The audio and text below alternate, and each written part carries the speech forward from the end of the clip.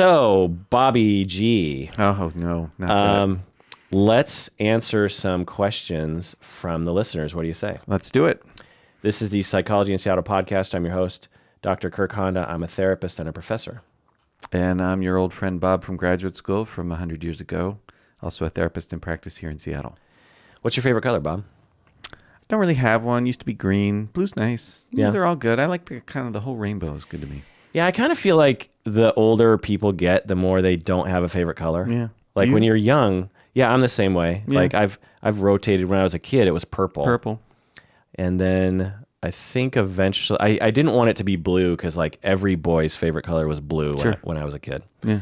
And then it was green. Green's good. And then I loved aqua or Did sky you blue. have a shade of green that you liked? Like Kelly green or winter green or sage? I think of the Crayola crayons, I think it was like the forest green. The forest green. Oh, yeah. Deeper nice choice. green, like a pine tree green, Yeah. you know? Yeah, and today I'm just like, I don't know what my favorite, I don't really have a thing, you know? Whatever you get the most of. Yeah. First question from patron Daniel from Kentucky. So by the way, when you email in, let us know how you want me to refer to you. And Daniel helped me by saying, I would like to be referred to as Daniel from Kentucky. Great. You probably hate him because he's from the state where Oh, yeah, the state that beat my team. Penn State. Penn State, Kentucky. Daniel, maybe we don't want to answer your question. Yeah. Or maybe we want to answer it wrong. Oh. He says, I just listened to your episode on Trump and narcissism. Oh, yeah. I like that you had caveats to what you said and did not diagnose him from afar. Yeah. If a therapist did diagnose from afar, what could they possibly miss? So essentially what patron Daniel from Kentucky is asking is like, well, you know, what would you miss that you would get and realize in an office setting where you're actually doing an assessment? What do you think, Bob? Well, you get interaction. You also get to ask questions naturally as they occur to you. Whereas if you're going to, quasi-diagnose somebody from afar, all you're relying on are news reports, video clips. These are people that are on public display. So that whatever that persona is, because would you say that there's more to you than just Kirk podcaster? Right. It's a good analogy. It's like if someone were to listen to every podcast and look at everything on Facebook, right, and try to assess my personality. Now, I've actually come forward with my personality traits to some extent. Right. So but if I didn't do that, yeah, it would be, I present a particular side of myself. Right. And there are absolutely parts of myself and behavior and reactivity that I would never publicize. Right. Or if I did record, I would edit out because I wouldn't want that to be in the world, right? Right. So Trump, others, they are doing the same thing, right? Yeah. They're in public and they're putting forward what they want people to see and they're hiding what they don't want people to see. Yeah. And to assess personality, you got to see the whole gamut. Plus, people wield that shit like a club. It's not like they're saying, oh, blah, blah, blah, and maybe they're narcissistic because they have some clinical thing. It's just a way to kind of shit can somebody. Right. And that actually says more about the person doing the diagnosing, if that's the word we want to use, the assessing or whatever, than about the person that they're talking about. Right. Notice that judgments are usually reveal more about the person having the judgment than the person that's being judged. Interesting. Yeah, that's a good point. Thanks. And like you're saying, they use it as a club, as if calling someone narcissistic means that means they're a terrible person. Yeah, right, because that's how they use it. Right. How, we, people. Right. Yeah. And clinicians, like, because when I did the deep dive on narcissism and Trump, there are clinicians who have gone on record and have even published material publicly stating that Trump has narcissistic personality disorder and is and therefore is a menace. Do you know what I mean? Yeah, right. What? Which makes no sense because having narcissistic personality disorder does not mean you're a menace. Right. Like lots of people with narcissistic personality disorder are never a menace to society. Right. In fact, most aren't. Yeah. So, like Obama could have had narcissistic personality disorder, knows? but we wouldn't know because, we would have to ask people around him. And even then it'd be hard to know. Anyway. And maybe even him. Right. So when you're just looking at what the media presents, that is, problematic and difficult. And whenever I do such exercise, like I recently did an episode with Umberto about Roseanne Barr. Oh yeah. And I tried to look at her personality. And again, I'm just looking at what's in the media Right. and what she's chosen to say while she knows a camera is pointing at her. Right. And it's just really hard to tell. The other thing, I think you kind of said this, was that a big part of personality assessment has to do with the interaction. Right. So I need to be able to interact with that person and test them out, so to speak. I need to be able to say, certain things to them, and from their reaction and the back and forth, then I will have a better idea of their personality. Right. The other thing is that I also gauge how I feel when I'm talking to them. Right. Do we use that as a criterion for offering a diagnosis, or is that more like a personal hunch pointer? What was the first part of your question? Do people use their own countertransferential responses to inform their diagnosis? Yeah, I mean, experts in personality disorders do. I mean, because they come from the old school notion, which is sound, that your countertransference is an indication of what's going on with that person subconsciously. And now some of that's ridiculous, right? Because you could just be having a bad day or we project all the time. Project all the time, for sure. Yeah. Or your own vulnerabilities that are completely unrelated to the client are being triggered somehow. Right. But, as you know, when you sit down with a client, different clients feel different. Oh yeah. Even though for that day you have the same vulnerabilities and the same mood or whatever. Right. And when I am talking to someone who is higher on the scale of borderline or narcissism or histrionic or some other condition like that, antisocial, I will feel a certain way. Often I'll feel afraid. Because they're terrified to the point where, and because they were mistreated growing up, they learned that they needed to actually kind of go on the attack subtly, at least. I mean, sometimes overtly aggressive, but they're so afraid for justifiable reasons that as soon as they sit down on my couch, they're already coming from an aggressive stance, and it's very subtle, So, if I just looked at what they're doing, I wouldn't see aggressiveness. I wouldn't hear actual hostile words when I'm talking about these subtle things that they're doing. But there's something deeply threatening that I am feeling about these people, and people lower on the scale, I don't get that from. It's only people who are, above in my scale, like the 50% mark, like above like the 80% mark, maybe. Right. So when I feel that, I use that. Now I don't just, slam dunk, I feel afraid. Right. Gotcha. Therefore blank. Yeah. But it definitely is, in my experience, a strong indication of something. It's a source of information. Right. Absolutely. Right. So, so that's what you would also miss, just watching Trump or Roseanne Barr or O.J. Simpson or anyone, just these people, just watching them on TV. Right. You're not likely to get that countertransference data, so you'd also miss that. Well, if that worked, that's what we would do. Right. And the main thing that I want to get, because I think this is what Daniel is asking, is like when people have personalities, we can say that. When you are with that person day in and day out, you get a full, think about the people around you, everybody out there, listeners. Think about the people closest to you. You see them when they're in a bad mood. You see them when they're in a good mood. You've seen them get upset. You've seen them afraid. You've seen them bothered by other drivers on the road. You've seen them worry about money. You've seen them, you go to Thanksgiving and you're driving away and your spouse starts complaining about other family members or something. You've seen them in that. You've seen them when they've been angry at you.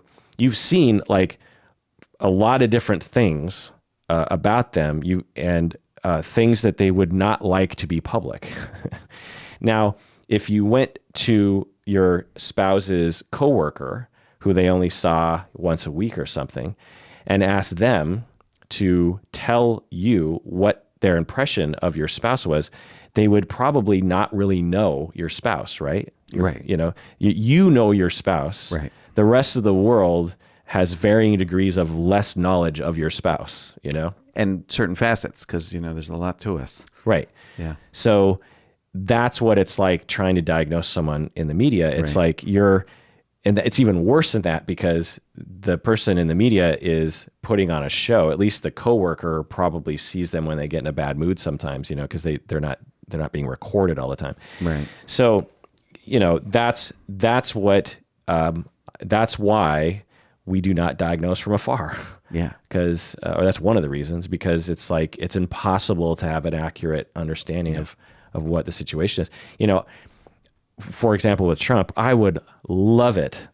I think when I was, doing a deep dive on the topic, I was just, fantasizing about being able to talk to people close to Trump, his family members today, and really ask them, or his assistants or something, and really just get what happens when Trump is not being watched, what happens when Trump isn't being recorded, what happens when Trump is just hanging out, because I could see it going a lot of different ways.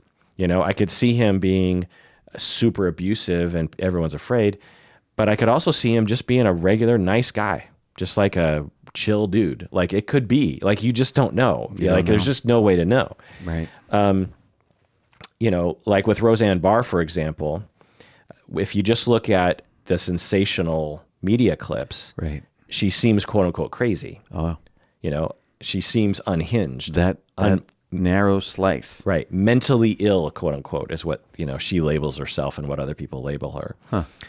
But when you actually look at long form interviews with her, she's just a regular woman that has opinions like anybody else. And she's not unhinged and she's not unbalanced and she's just like everybody else, just if you met her in that context, you'd be like, oh, that woman seems nice and she seems a little funny and she has a lot of opinions about politics. Like, okay, big deal, you know? And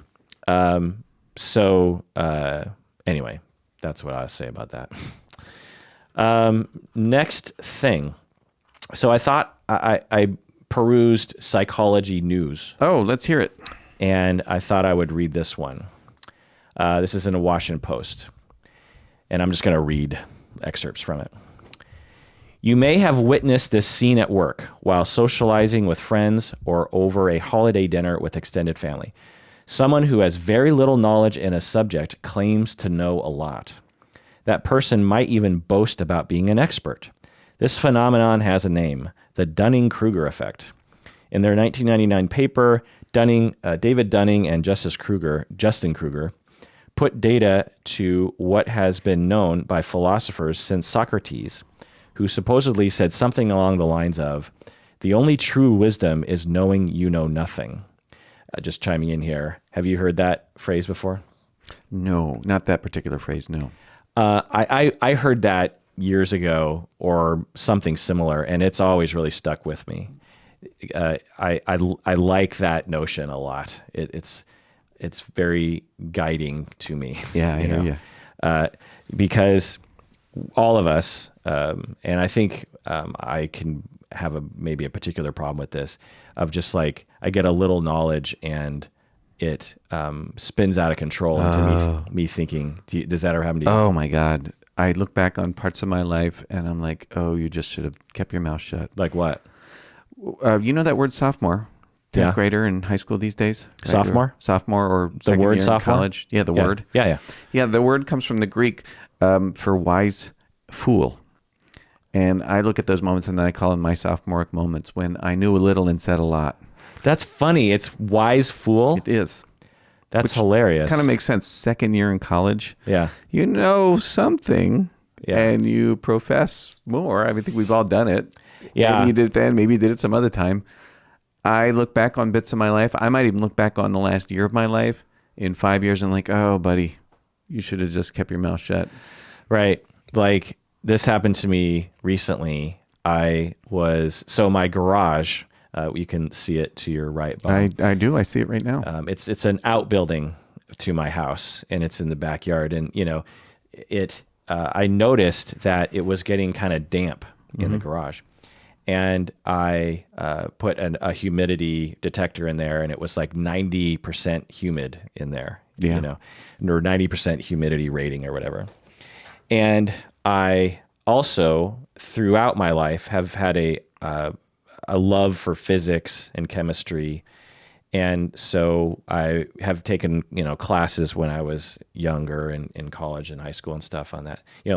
As an elective, I took advanced chemistry and physics. I took 2 years of chemistry and physics for fun in high school, even though I didn't need to take it. Total mistake. Yeah, and I loved those classes. Yeah. And I would sleep through English, but my physics and chemistry class, I was just like riveted, Cool. And so throughout my life, I've fancied myself someone who knows stuff about physics and how the nature works and stuff. Well, you have some evidence to back that up. You know something. And as I was talking to somebody about the humidity in my garage, I threw out a theory. I was like, well, I was thinking because it wasn't humid in there in the summer, and now it's wintertime. It's humid. And so I was saying, well, I was theorizing that maybe it's because of the cold weather that it's getting more humid in there. And I was thinking, well, maybe if we heated it up, it would be less humid. Dry out, yeah. And he was like, well, actually, when you heat up air, it can retain more water in the air, and therefore it's going to be less. It's going to be more humid if you heat up the air. Oh, right. And in that moment, and I didn't know this person that well, and in that moment, I felt, kind of dumb. Humiliated, yeah. And I was instantly reminded of the dunning-kruger effect, which is like, sure. So the more, and I'm sort of at this tipping point now, because as a recreation on YouTube, if I'm just like wanting to entertain myself, I'll watch videos on physics and general relativity and other kinds of complicated quantum physics and these kinds of things. And if it's one thing I've learned is that it's so complicated that, and on Reddit, there's a Reddit subreddit that's like, I can't remember the name of it, but they talk about science a lot.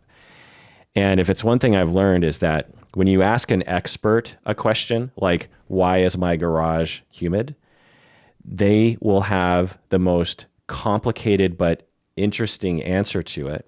And to my mind, if you were to ask me why my garage is humid, I would be like, I would have probably the wrong answer. You know what I mean? Yeah. Because the answer is probably like,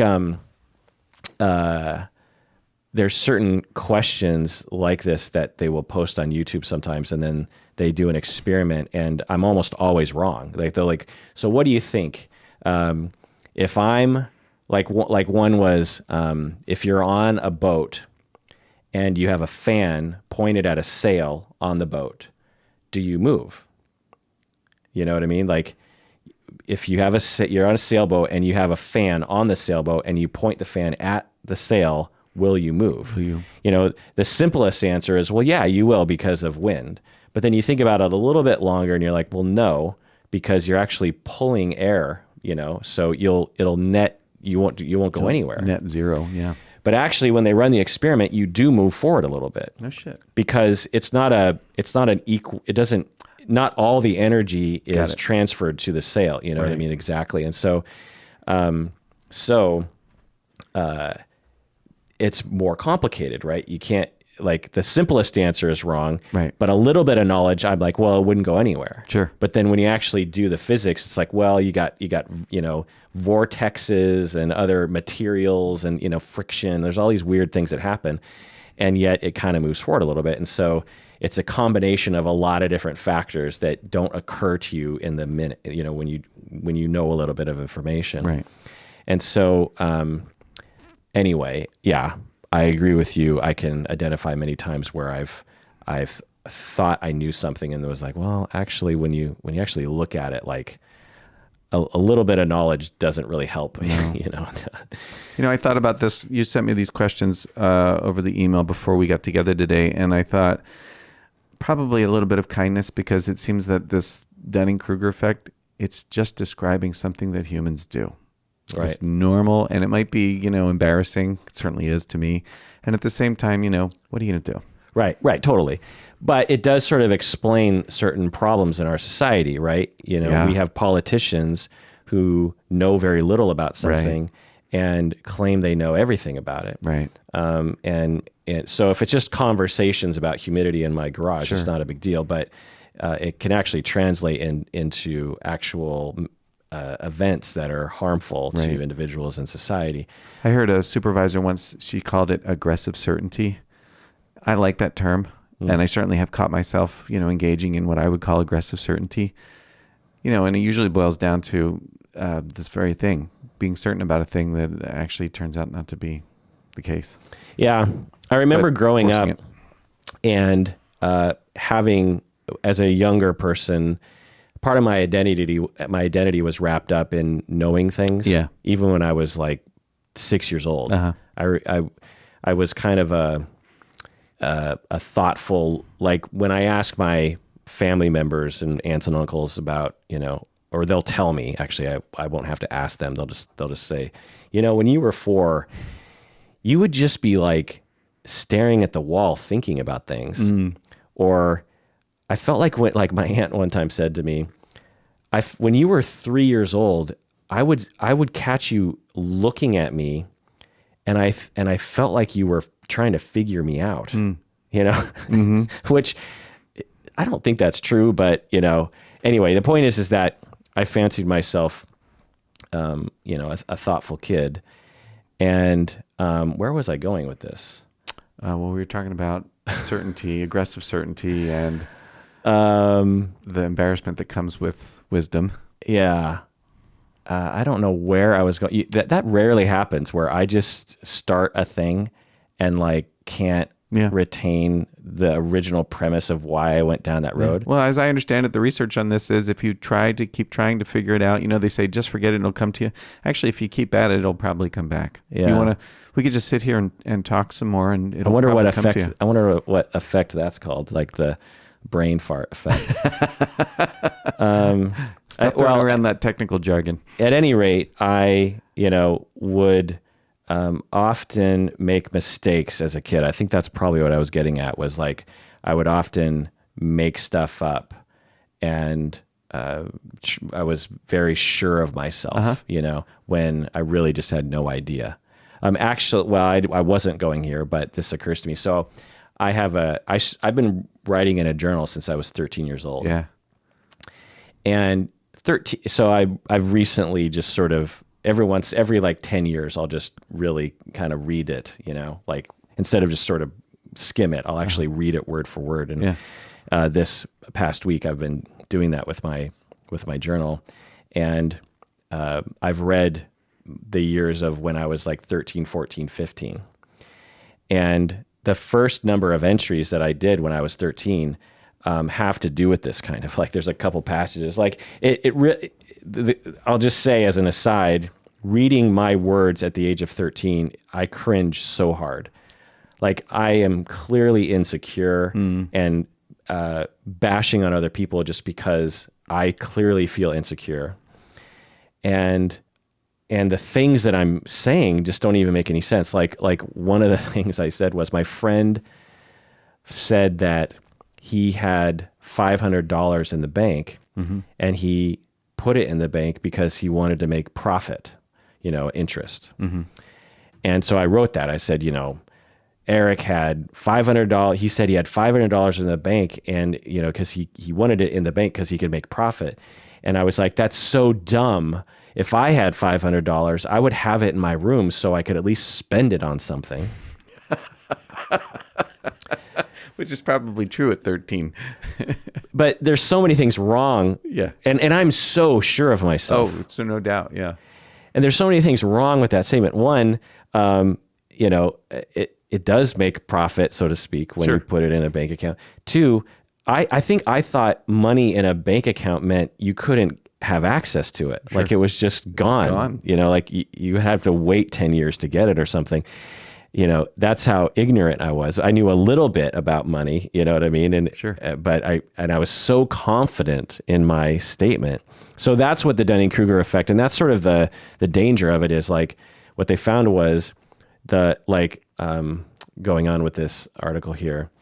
On average, test takers, in the study that they did, test takers who scored as low as the 10th percentile, meaning that they knew when they, their knowledge of something, they were in the lowest 10th percentile of people that know about that topic, right? They're the most ignorant about that topic. They ranked themselves near the 70th percentile. Oh, wow. 70th. That's amazing. Yeah. So you have someone who knows almost nothing about a particular topic, and you say like, how, compared to the average person, where are you, in that ranking? Oh, I'm about like at the 70th percentile. Right. I know more than 70% of people about this topic, and yet they know like 5%. And, I see this a lot with myself. Obviously, I've, talked about that. But I run into it, you and I were experts in psychotherapy and to some extent largely to psychology, right? Yeah. And do you ever hear people talk about therapy or psychology and you just cringe at like how confident they are and they clearly don't know what they're talking about? Oh, you see it in films all the time. Yeah. I just have to shut them off. They're so awful. Right.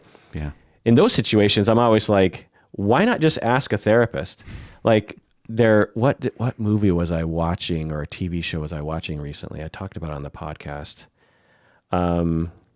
Bandersnatch. Did you watch Bandersnatch? It's a Black Mirror episode. Oh, yeah. I haven't watched it. There's this therapy scene, and the therapist says something to the effect, because the guy is starting to become more mentally unstable in some ways. And the therapist says something to the effect of, well, you don't seem to be dissociating, so or something along the lines of, you seem to be dissociating, but you're not fully delusional yet. Oh, right. It's apples and oranges. Right. Yeah. So when I say that statement to you, you immediately say, that's apples and oranges. Yeah. Like that sentence makes no sense. It makes no sense. Yeah. It'd be like, I went to McDonald's and got a Whopper, like to people who know what's up. They're like, that makes no sense. You can't get a Whopper at McDonald's. It just can't be done. But to to a writer and to a director and to an actor and to the vast majority of other people, right. They hear that phrase, you're dissociating, but you're not fully delusional yet. They're like, okay, that sounds right. Well, that sounds like, one's worse than the other. Right. Because the word dissociating sounds like you're dissociating from reality, right. But that's not, it sort of is that, but it actually is a completely different condition. It is. Has nothing to do with psychosis. And so, I hear that all the time. But do you ever hear people talking about, not in movies, but like they're just talking like on the radio or someone at a party or something, that kind of thing? I can't think of anything off the top of my head, but you hear that stuff. Yeah. Yeah, and, I guess it's sort of tangential, but one of the things I've noticed lately when I listen to the news is how much of what's reported as news is just opinion, which is really annoying. Right. Anyways, that's really unrelated. I can't think of a time when... Well, you're an expert on DBT and borderline. Do you ever hear other clinicians talking about DBT and borderline in a way that you're just like, you clearly don't know what you're talking about? I'm sure that has happened many times, but I don't talk to a lot of other clinicians, so I talk to you. Yeah. And I don't worry about that shit with you. Well, I'm sure I do it sometimes. But I think what your point is do people do that a lot? Yeah. I think they do it all the time. Yeah, and I guess along those lines about me is that since I do, 3 podcasts a week, right, at times I will dip into topics that I'm a lay person. Right. And at times I will think I know what I'm talking about. And of course, listeners will point out when I'm wrong. And there are times when I'm like, oh, yeah, I probably shouldn't have dipped into that so confidently. Right. A lot of times, though, because I've tried to live by that credo of the only true wisdom is knowing that you know nothing. Maybe that's where I was going when I was talking about my childhood, was that early in life, we'll say this is what I was headed towards. Early in life, I had a pretty, because of the way I operated, I was pretty aware of this notion of, there are people that know a lot about things and there are people that know a little about things and think they know a lot about things. And I would continually bump up against this reality that wow, life is complicated, subjects are complicated. And so I liked having this credo of just I really just, and I sometimes I'll say this in the podcast now, I'll just be like, literally everything I've said on the podcast could be wrong. Yeah. And in 100 years, they could listen to my words and they could be like, pretty much everything Kirk said was wrong in some way. Right. And I know that, it's just they might at some point, particularly when it comes to the brain, in 500 years, imagine what they know about the brain. Yeah. And they will listen to what I'm saying, even though some of it might be the consensus, and they'll just be like, wow, boy, was that wrong. Right. That they really just did not know what they were talking about. Right. And I've accepted that. It's just especially when it comes to psychology, because, right. I doubt we're going to find out that general relativity is wrong, or that, gravity doesn't really exist or something. There's certain things that, we could sort of measure and say, in all likelihood, this is going to stand the test of time, right, because it's been measured and confirmed so many times. But when it comes to psychological concepts, it's just there's no way to confirm a lot of these things. So anyway. Even in medicine, I heard this guy on NPR giving a talk once, and he said, he was a doctor, he's a physician, and he says, half of what I'm saying to you that I'm telling you is the truth, in 10 years will be wrong. Yeah. Just because the nature of learning and understanding is that fast. And medicine has, to a lesser degree, but a similar problem to psychology, in that you have problems with funding of research and design of research, because there was a time when the consensus was that carbs were bad, right? And there was another time when consensus was fat was bad, right, and the data seemed to show that. Eggs were bad. Eggs were bad. Yeah, there were data that suggested that pointed in that direction, but biology and the system of the human body is so complex that they have more recently found out that, well, kind of, but not really. Yeah. It kind of depends. It depends on this. It depends on that. And our sweeping generalizations that we made 20 years ago, the consensus, or at least what we were telling the media, or what the media reported, I don't really know which one was wrong, was not right. So yeah, I will listen to, I love listening to podcasts. And when I thought about the Dunning-Kruger effect, I thought of Invisibilia. You don't listen to podcasts. I used to listen to Invisibilia, though. Oh, okay. Yeah. Did you hear the episode where they talked about cognitive therapy and Freudian therapy? I don't recall it. It was an earlier episode, and I can't remember the exact premise, but they were talking about CBT and Freudian, psychotherapy and all this stuff, and everything they were doing in that episode was wrong.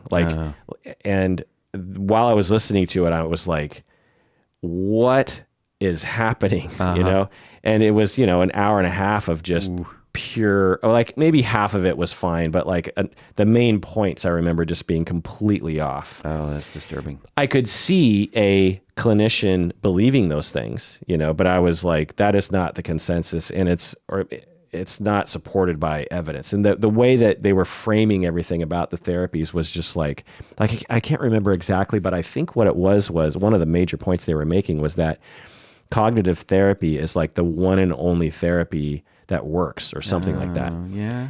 And it was like, I could see a, gaggle of therapists, researchers saying such a thing. But it's like, it was wrong. It's just wrong. Oh, it's just wrong. Yeah.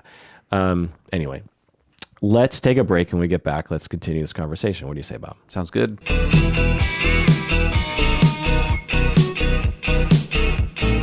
All right. Welcome back from the break. Some announcements here. You can like our Facebook page and play our Tuesday Tough or Bluff game. That's fun. You can, we've started to use Twitter a little bit more. So if you want to follow us on Twitter, it's at Psych in Seattle. I think it is at Psych in Seattle. Yeah.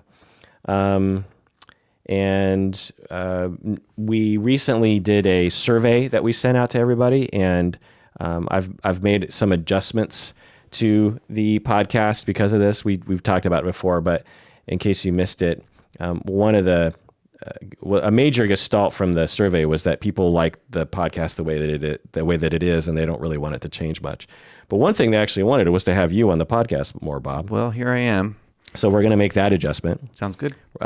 You and I would have kind of a sporadic schedule. Yeah, I think monthly back in the day. And then sometimes we'd go for a few months. Or not at all. Without you being on the podcast. But Right. I want to make it more of a regular thing. Yeah, me too. And another adjustment was, and I don't know why it didn't occur to me, but like there was a minority of people who were like, why are you doing episodes where you just talk about like a movie? You just like you just review a movie. You know what I mean? Because there are some episodes where we analyze the movie psychologically, and people like that. But there are other episodes like the Ready Player One, for example. There was a lot of hype when that movie came out. Yeah. Which is kind of weird when you look back. Did you read it? No, but Umberto did. Great book. Oh, really? Really fun. Yeah, I think Umberto liked the book too. And so I'm surprised you would love it. 80s. It's 80s nostalgia. I don't have time to read that kind of stuff. What? Yeah, maybe audiobook, Okay, while I'm doing audiobook. chores, that Sure, kind of thing. Yeah, that film wasn't that good. Both times I saw it, I didn't like it. Oh, really? Why'd you see it twice? Because I do that. I Okay. just see everything multiple times. Oh, really? Yeah. Well, there's a lot of things to take in. Well, so the first time I saw that movie, now we're just reviewing a movie again. Oh, here we go. But anyway, the point is that on the survey, many people were like, yeah, it's fine when you talk about movies. But some people are like, I hate it when you talk about movies. Like, one, I don't watch, some people are like, I don't watch movies. Yeah. So two, like, why are you talking about movies? This is a psychology podcast. Right. And when I was reading that, I was like, yeah, that's true. Like, I think it was just basically like self-indulgent. Like, I just wanted to nerd out with my friends about a movie that I was interested in talking about. Right. And I decided to record it and post it, as an episode, but it doesn't really make a lot of sense, It's not germane to your theme. Yeah. So I'm making that adjustment. I'm not going to do that anymore. I mean, we might occasionally talk about movies and whatnot, but it won't be like an entire episode or something dedicated to that topic, which honestly is kind of liberating to me on some level, because those episodes are kind of hard to prep for, because I feel like I have to do all this research on the movie and everything. And sometimes I just want to just kind of talk about it. But anyway. Win-win. So, and there were other adjustments too that, I've made on the podcast. The other thing is that we're working on trying to figure out a way so that the listeners can have access to all the episodes and have an easily searchable situation that's very elegant and streamlined, which doesn't really exist in the podcast world technology right now. It's amazing that that's true. It is amazing, yeah. I mean, it might exist and we just haven't. There's this one option we're looking into that might actually work. But anyway, so just know that because there were a number of people who were just like, I'm having trouble accessing or searching or, and sometimes da-da-da. Well, the website now, right? You've cataloged and indexed to some degree? Right. So the website is one, but, even that isn't perfect, So there are other You're just telling things. us we're fucked. That's the message here. I mean, I think in 20 years or even maybe 5 years or maybe even 2 years, some marketer will come along and say, oh, there's an untapped market here. It's sort of like when YouTube came online. So we're old enough to remember when YouTube didn't exist. There was a time when the internet, you had videos, but there was no one. Remember Reel networks? Yeah, I do. So they came out as an early player in video and streaming. But there was a sort of weird period of time where there were, different formats, and sometimes they'd work and sometimes they wouldn't, and they loaded funny, and there was no one place where you would have videos. And then YouTube came along, and then YouTube originally, when it first came out, it was for blogging, essentially. It was YouTube. It was like you just point a camera at yourself and you just, you do things, and and maybe people will watch it. It was sort of like a personal blog site. It wasn't for posting NFL clips or anything like that, And so in the beginning it was very janky and no one was really watching it. And I remember everyone we're so narcissistic, like you're going to post, yourself going to the store, like who wants to watch that kind of stuff? I have to agree. I don't want to watch that. Yeah. But boy, I love YouTube for household projects. I learned how to sweat pipe by watching YouTube videos. Awesome. Right. So eventually, and there were lots of other sites too. There was Live Leak, and there was Vimeo. Do they still exist? Yeah. And there was a lot of other sites that were YouTube was just one of them. Yeah.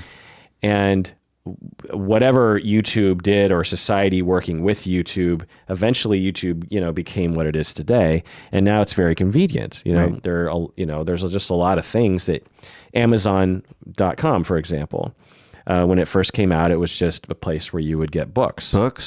And it was, it's like a convenient way to buy a book. Yeah. And then it eventually became, extremely convenient for, 1-day delivery or same-day delivery of things. It's crazy. I know.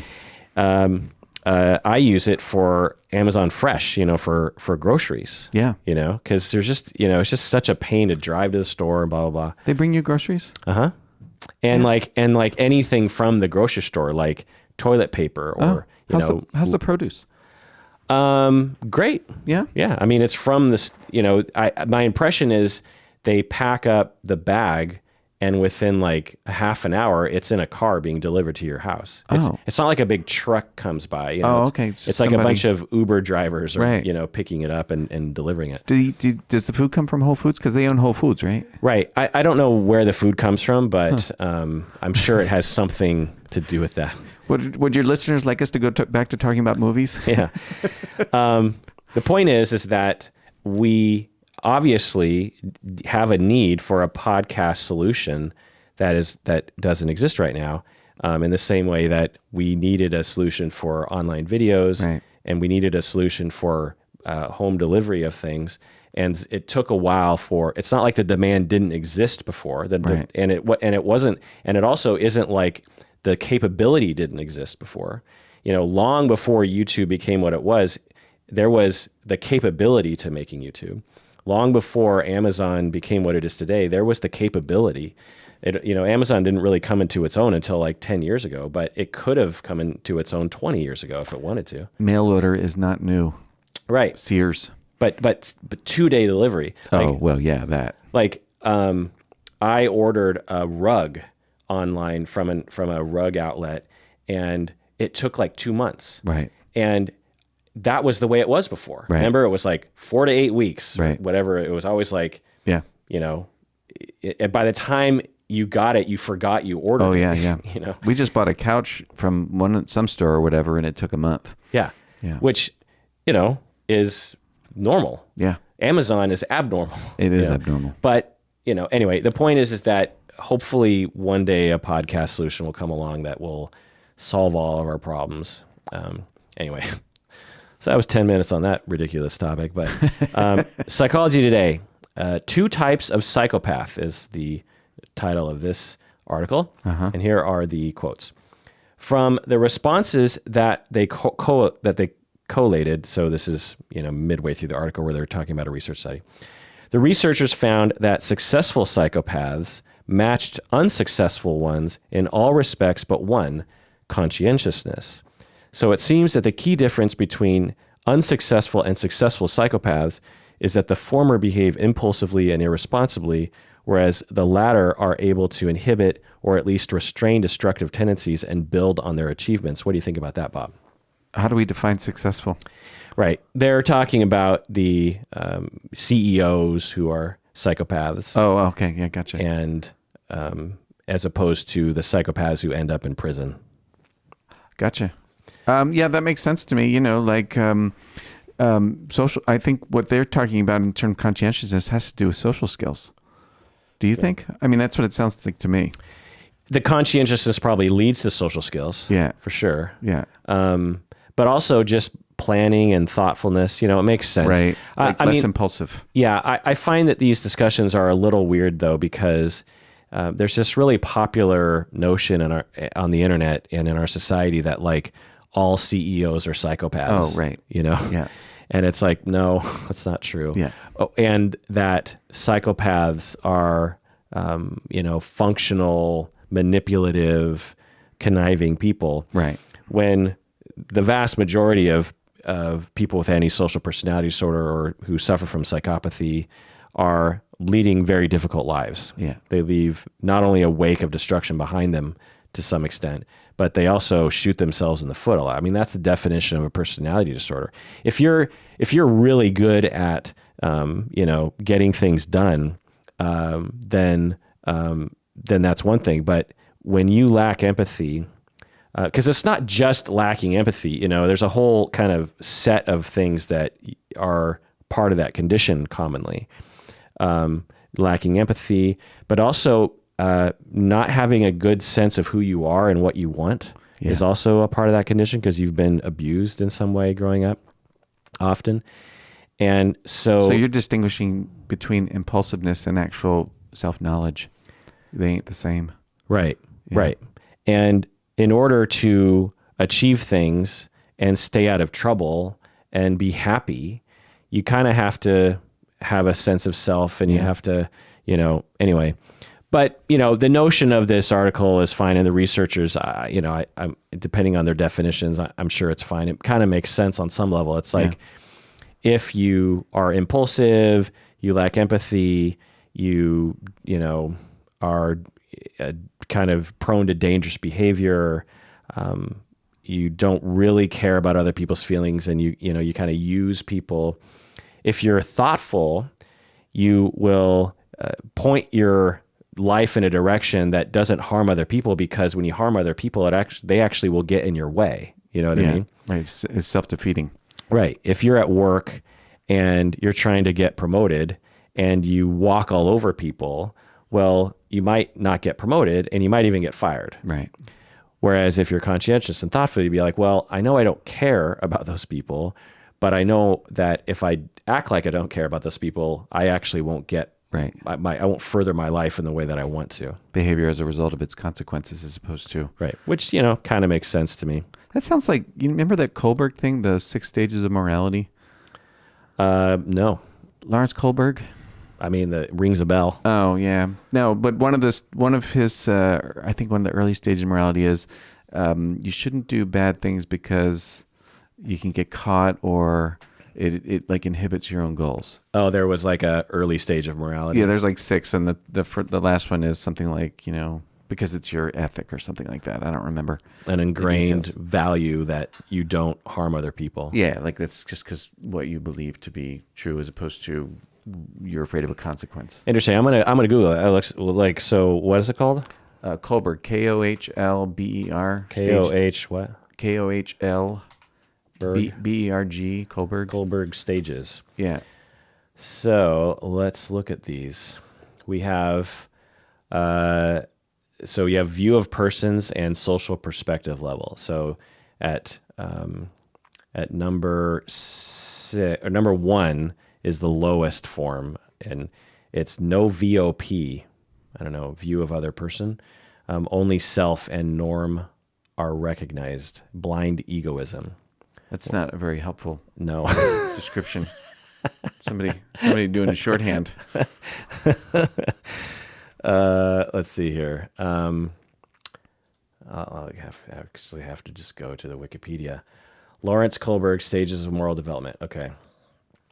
So, stage 1, punishment and obedience orientation. It's okay to do it if you don't get caught. Right. It depends on who he knows on the police force. Well, I don't know what that means, but anyway. So you only follow rules. You're only nice to other people because you are trying to avoid punishment. Right. But if you're not going to get punished, then it's okay to steal. It's okay to, hurt other people's feelings. Stage 2, instrumental relativist orientation, which if it feels good, do it. Huh. That's interesting. If it feels good, do it. So that's a higher moral stage than just trying to avoid punishment. If it feels good, do it. That's kind of interesting. It sort of implies that we have a good feeling when we're not mean to other people, I guess. I don't know. Oh, yeah, I think that's right. I think that's what it implies. Yeah. Stage 3 is good boy, nice girl, do it for me. Oh, so you're doing good, you're following the rules to please another person, even when they're not around and even when you could get away with it. Right. So it's not about avoiding punishment. It's about pleasing somebody else. Right. Yeah, got it. And you'll see, a certain stage of kids, they'll do that. Stage 4, law and order orientation. So do your duty. So this is the duty level. Yeah. I said duty. Stage 5, social contract orientation. It's the consensus of thoughtful men.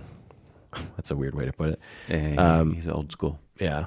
It's the consensus of thoughtful men. So we have, as a society, decided that that charity is worthy and following the rules is a worthy thing. Yeah. We've all decided that this is what we're going to do, even if it isn't related to duty or the law or something like that. It's just like what we have decided.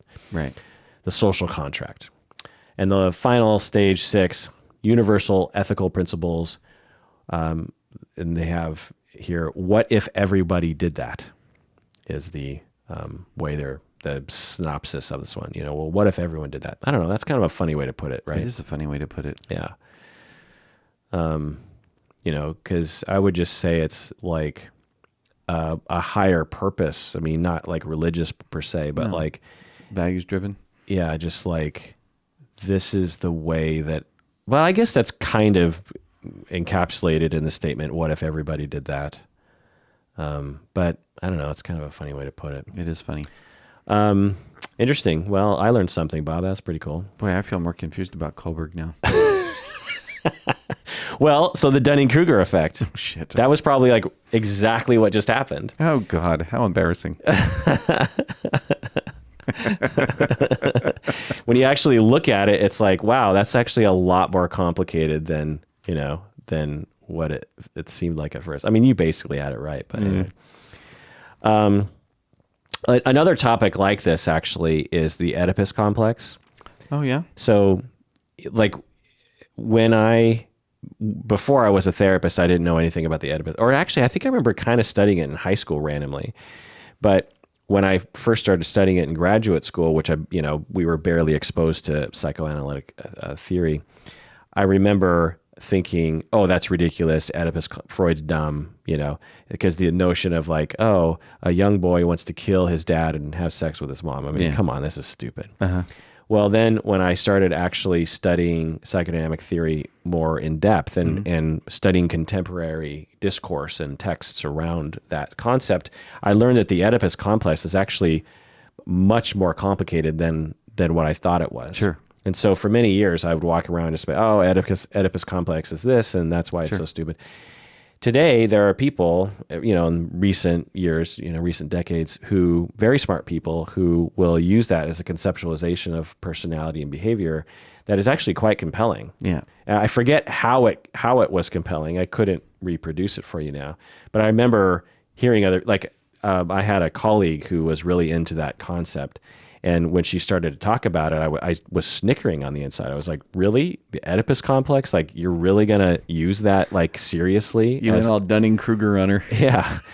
And then she started to, but that was just in my mind. Sure, I was just gotcha. silently judging her. Oh, sure. And then she started to describe it, and I was like, whoa. So that's what people are using the Oedipus complex for now? Or maybe that's what they've always used it for? I don't even know. Like, man, did I have a little bit of knowledge that made me feel like I knew the whole thing? Right. And then it occurred to me, like, well, of course, because Freud wasn't an idiot and his colleagues weren't idiots. You know, there's a reason why it made sense to them. It's because it has some truth to it. You know, it's not like they were just purposely coming up with ridiculous concepts. No, but have you ever read that play, Oedipus Rex? Yeah. Yeah. That's literal. Right. Right? That's literal. And if you And accidental, by the way. right. So it's Spoiler alert. he has sex with his mom. Before they use the term cougar. No, but that's just a literal way to talk about something. And at least Or a metaphorical way. Sorry, that's right. That's what I really mean. It's just a metaphor. Yeah. Yeah. Right. And when you are in graduate school, you'll get exposed to some people who have a bone to pick with certain theories, and they will, straw man them. Last one here, Psychology Today. Do you have sex with your eyes closed? It's actually kind of an interesting article, the whole article, because they actually, some of it's a lot of fluff, like, I don't know, just uninteresting connections that they're making, but they actually interviewed a lot of people about whether or not they have their eyes closed during sex or not, and whether they keep the lights on or not, and this kind of thing. And I thought it was kind of at first I was like, well, that's kind of clickbait, In fact, on Psychology Today, it's like the most popular article they've ever written, It's like the most popular most clicked on article. Really? Yeah, or at least in recent times, just because it said like popular articles. This was the one that, and I clicked on it. Oh, yeah. And at first I thought, this is kind of clickbait. But then I started thinking about it. It's like, that is kind of interesting because it's not something that people talk about very often, but everyone has an experience with it. Sure. Everyone has an experience with lights on, lights off, dim, random, eyes open, eyes closed, eyes open sometimes, eyes closed sometimes. It's a very interesting thing because it's interesting that most of what we do, we keep our eyes open. Mostly. Right? When we're talking, when we're walking, when we're cooking, when we're exercising. Like, you don't close your eyes when you're exercising, but you could. If you're doing calisthenics or something, or push-ups. Or like, you don't have to have your eyes open, but you do, even though you're not looking at anything. Not particular. Sex, you could keep your eyes open the whole time, but a lot of people close their eyes. Yeah. And I started thinking about it, and I was like, well, why? Right? Because on some level, for people, you would want to see what's happening because you like what's happening and you want to see it. Right. There's visual stimulus. But on the other hand, your vision might cloud you and distract you from the physical sensations that are happening. Yeah. Also, it's easier to think about other things when your eyes are closed. Right. Right.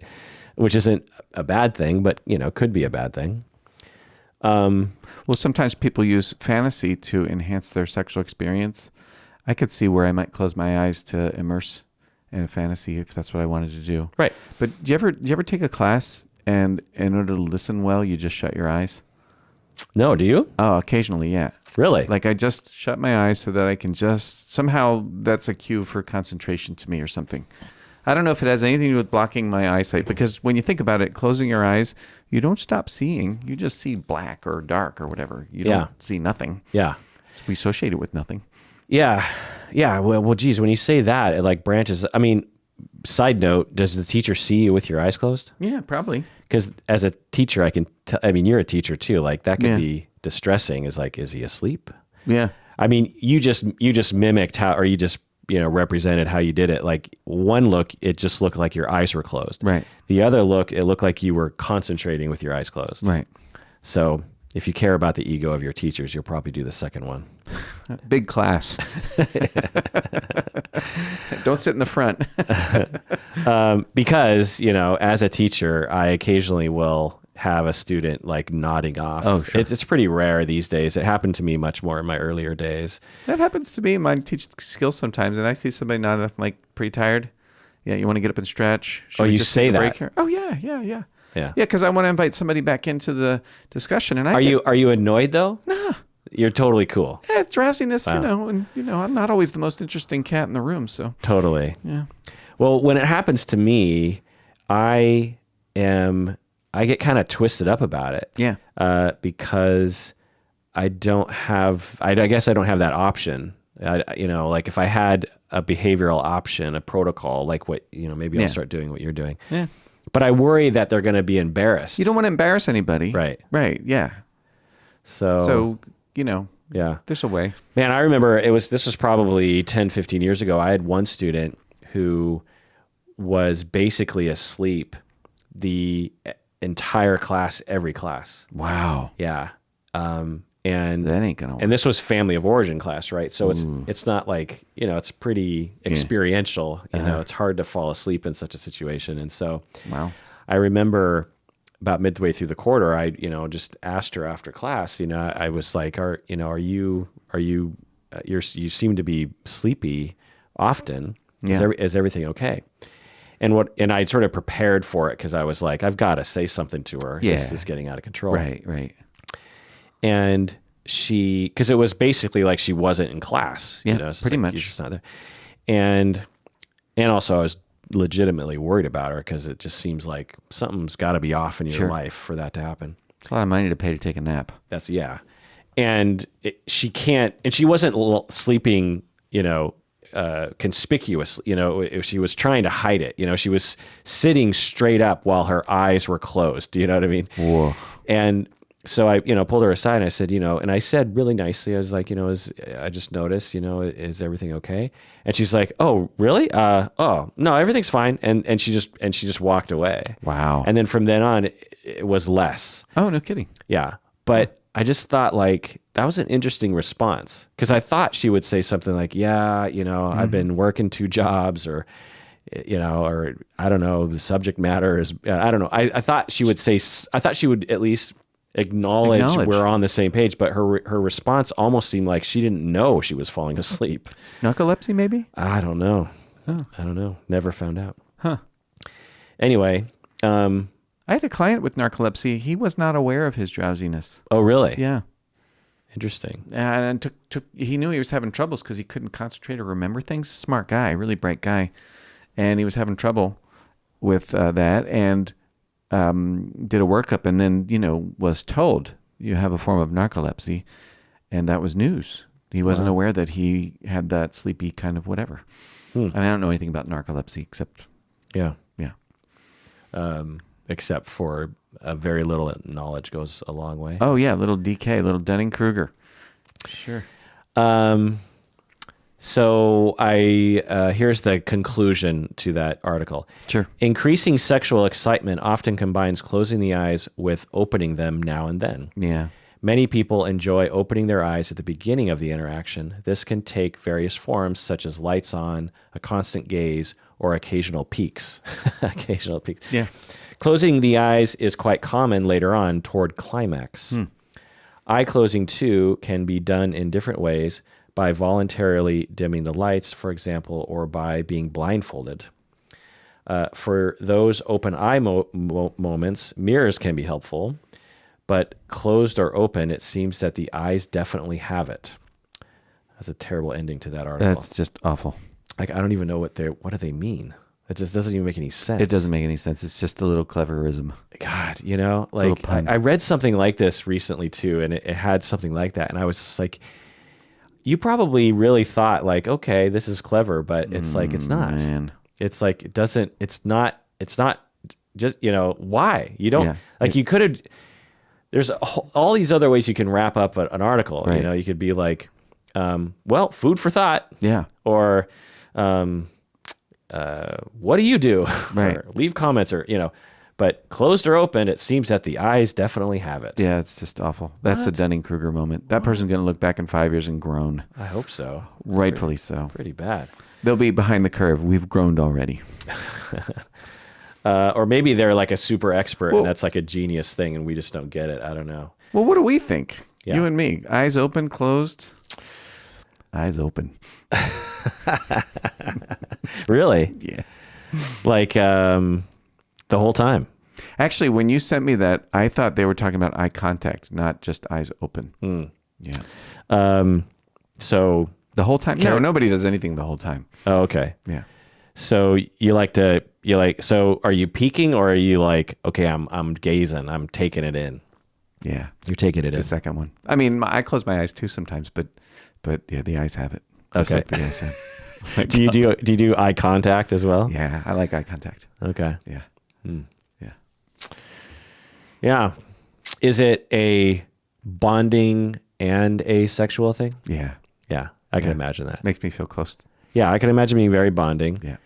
And obviously sensual or a turn on to look at things. Yeah. Plus, she has really lovely eyes, so Oh, okay. I dig it.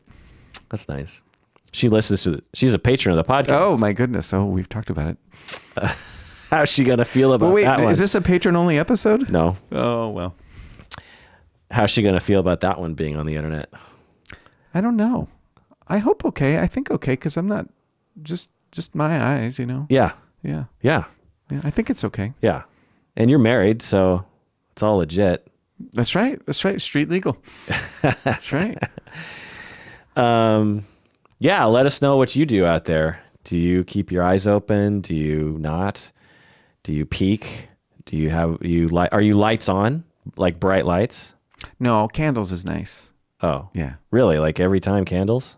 Frequently, yeah. Wow. Well, you go all out. Well, you know. So that's kind of dim. Yeah. It's like how many candles? Oh, maybe a half dozen. Are they scented? I can't do scented candles in general. They just give me a headache. Oh, really? So unscented. Unscented, just a little dim candlelight. Little dim. Yep. Okay. Tea lights. Interesting. Oh, tea lights. Yeah. Interesting. Those little. Yeah, yeah. For some reason, I had this. We have a box of them. Oh, okay. I didn't know this. I don't know where they came from. I just found a box of them. Like, oh, yeah. Yeah, I feel like that's one of those things that exists in the bottom of a lot of drawers like that, you know? Same with the bakeware at my house. The what? The baking stuff, like the baking pans and stuff like that. Then there's also tea lights. Yeah, like one of those pans that is designed to make like cupcakes or something, like, and has never been used by your household ever. Right. You know? Yeah. Yeah, there's a lot of things like that. Or that basting pan that has the great... I forgot we had one of those till recently. Is that a basting pan? Or a basting sheet? Roast pan, something? Yeah. Yeah. Where it allows for drippage down. Yeah. I was going to buy one, and then Colleen's like, don't we have one of those? I was making a Chinese barbecue pork. Oh, so good. Oh, really? Yeah, and you need a pan to, for drippings and so forth. Huh. And she's like, we have one, don't we? We do. So what makes it Chinese barbecue pork exactly? I don't know. The recipe was, they call it that, char siu. You ever heard of that? Char siu? Yeah. Yeah. Where do you buy a strip of pork like that? Oh, Central Market. Central Market is the best meat. Oh, okay. Yeah. That's a great You ever store. go there? I do. It's Yeah. one of the closer Yeah. Yeah, you're lucky that way. to me. I usually, after podcasting, I usually go there. Oh, really? Yeah, I like the salad bar, Oh, yeah. the pizza. Yeah. They got great cheeses and they do. and croissants and Meats stuff. and cheeses. But oh my God, I have to tell you something about that store. So it was the day before Christmas Eve, I think, and which was a Sunday. Mm-hmm. Yeah, that's right. So it was already a busy day at the grocery store. I go there all the time, right? But I went in there, and it's crowded. There's a lot of like carts that are getting kind of jammed up in certain areas. But I was getting around, right? And I have a system where if it gets a little hairy, I just leave my cart in an unobtrusive place like the aspirin aisle or something. Right. And then I just run around the store grabbing stuff and coming back to my cart, you know? Right. And so I was, doing that, and I got all my stuff, because we host for Christmas Eve at my house. Oh, I didn't know that. Yeah. Yeah. And so I it took a while, but I got everything going. And then it's time to go get in line to check out. And the lines for buying were, okay, so, it's a typical grocery store layout where you have all the cashiers and then you have the aisles going perpendicular, Yeah. So the lines to the cashier they started at the cashier and went all the way down the entire aisle. Oh, wow. And then they bent around. And so these aisles, they're not like Fred Meyer or Safeway or, Kroger aisles. These are like double long aisles. Yeah. Like Central Market has very long aisles. Very long. So we're talking like from one end of the grocery store all the way to the back of the grocery store. And then each line was around a corner. Wow. So I get in line and I'm looking at this and I get eye contact with other people because my mouth is agape and like other people are looking at me like, yeah, this is insane right now. And so I just put everything back and went home. Oh, no kidding. Because I was like, because you know when you get in a grocery store line and you're like 5 back, and everyone has a full cart. Oh yeah, you settle in. Oh yeah, you're gonna be there about 15 minutes. Yeah, you're like, okay, this is gonna be a while. Yeah, because grocery store, checking out, it's one of those things. It takes a while. You got to ring everything up and bag everything. People have big orders. A little chit chat. Yeah. So 5 back, you're kind of like, oh boy, this sucks. Yeah. This was like, I don't know, I'm guessing like 50 back or more. I don't even know. Sleeping out for Springsteen tickets. Yeah. Yeah. So I was like, I could be here for 3 hours in this line. Or an hour or something. I don't know. Yeah. And so I just put everything back and went home. Did you go back later? Yeah. What did I do? Oh, so then I went on Christmas Eve morning. Yeah. And it was empty. Nice. So how does that make sense? I don't know. I mean, maybe everyone's like, well, you got to get the jump on it. The other thing is like Sunday is a day off, so everyone goes shopping. A lot of people worked on Monday, I think. Right. Yeah. So maybe that was it. But maybe, yeah. But I was like, well, that's weird. Like, why would it be like the biggest packed situation I've ever seen 2 days before Christmas, but then Christmas Eve itself is actually empty. Like I was like, oh, I won that gambit. Nicely done. Flexible thinking. Well, I hate waiting in lines. Yeah. Did you know that about me? No, I didn't know that. Yeah. I'm very impatient. Like one of the things that makes it much easier for me now is that I have podcasts I can listen to while I'm in the line, But even that, like it's not something that I like to do. Like the other day I was trying to get out of downtown coming home driving. Oh yeah. And the route that I should take, there was kind of a jam up where, do you know when you're trying to get on 99 North from the old Antioch building? Yeah. That can get kind of real congested. Oh yeah, yeah. That's where you can be at a red light, green light, red light, green light. You just cycles nothing happens. No one's moving. Yeah. And regardless of that, that was still the right way to go. Right. Because it was going to take a while to get home regardless. But I couldn't take that. So I went up 15th. I went up the Ballard Bridge area. Right. And because even though it took me longer that route, it was like, well, I'm not just sitting there. I'm moving. Yeah, I'm moving. Yep. It feels better. You're not like that? Oh, well, nobody likes waiting in line, but I'm actually, yeah, sometimes I get really impatient. The bank I go to is the U.S. Bank on North Gateway. And I don't know what people do, but they have therapy at the window because these transactions take forever, right? So I could be the first person in line and be waiting 15 minutes because people are doing, I don't even know what they do. I mean, 15 minutes? Yeah. Maybe it's wiring money or maybe it's getting them to print a check. I don't know what people do. I just go and I make deposits, right? That's all I do, right? So why do you physically make deposits? Don't you have a way of doing it without having to do that? Well, now I do, Oh. except then they're going to start charging me for electronic deposits. Oh, You know, really? Like, When you do pictures? Yeah, pictures. Because I have Bank of America, and they've had that functionality for free for a long time. Oh, well, U.S. Bank, well. U.S. Bank, how much do they charge you for it? Is it just like a monthly fee or something? No, it's per transaction, but I don't actually know what the charge is. I think it's like $2. $2? Yeah, it was just crazy. Oh, my God. Yeah. I You might be wrong you would about think that. they would prefer it because it cuts back on labor. Right. It's easier for everybody. Yeah. I mean, it's essentially their function, but them not doing it. Right. You're doing the I'm teller. doing the work. Yeah. I'm telling myself. Yeah. So anyways, what I do, though, is I sometimes Do you just keep your eyes open or closed when you when you tell yourself? They're mirrors. What's the lighting like? I half smile when I'm in line.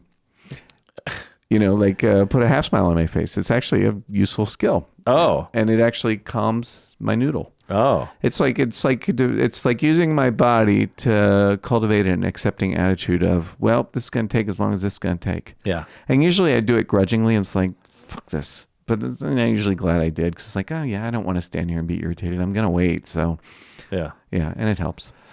But I don't think you and I have ever gone anywhere where we actually stood in line together. We must have at some point. Like a cover at a bar a club or something? Yeah. I mean, but if it's not coming to mind, No. yeah. But for me, I really hate being in lines. It's I mean, occasionally, like I'm fine with it because of what's happening. But Sure. like recently, where was I and why was I? I went to some show at the Paramount or something, or the Fifth Avenue Theater or something. I don't know, what was I doing? And so everyone pours out. Oh, it was Ben Arroyo. Why was that Ben Arroyo? Oh, when I saw Neil Gaiman. Do you know Neil Gaiman, the author? Yeah. I saw him talk, and I parked in a pay garage. Right. And it's the one that everyone parks at when they go to Ben Arroyo. Right. And so we arrive and it's late at night, it's kind of cold. And I arrive at the garage, and there's already a line because you have to pay your ticket before you go to your car. Right. And so there's this long line of people, all Neil Gaiman people. And so I'm standing in line, and it took a long time. Which was, I thought, kind of weird because like, how long does it take to stick a ticket in? And I was like, this machine must be real slow. Yeah. So it was a long time. It was pretty annoying, and I didn't have my podcast earbuds with me, so I couldn't. So I couldn't even do that. Just you and your thoughts, huh? So just staring at the night Seattle sky, and then we get to about 2 back from the front, and someone had sort of skipped the line, gone to their car, and we can see them driving out, and they're paying at the the gate to get out. And it's like, you didn't need to prepay. Oh, wow. What a drag. And at that point, so I'm like, oh, so I could just go to my car. But at that point, I've waited in this line. You get into dissonance. I don't care if it takes longer. I'm getting to that machine. Because that's what I waited for. And I did. Nice. And then, so I, go to my car, and then, I drive, I'm about to get to the gate, and I have this prepaid ticket, but the car in front of me didn't. And they were having all sorts of problems with the machine. And there was only one gate. So I couldn't go around, and I couldn't back up because there's cars behind me. So now I'm like, oh man. So I'm like stuck behind this person, and they can't get out. They can't get out. They can't back up. Right. They can't just drive through the gate. Yeah, gridlocked. So everyone's just like, what do we do? Right. And somehow they had to call somebody because there's a phone number there or something, an attendant or something, and then finally they figured out and they got out. But how long are you waiting? I think altogether it was probably 45 minutes or an hour or something. The whole thing, That's a drag. Yeah. First world problems. Well, that does it for that rambly episode in which Bob and I rambled about. What other kind of problems are you going to have? In first world? Yeah. Yeah, you got to complain about something. Well, Yeah. I mean, it's our American right. You deserve it.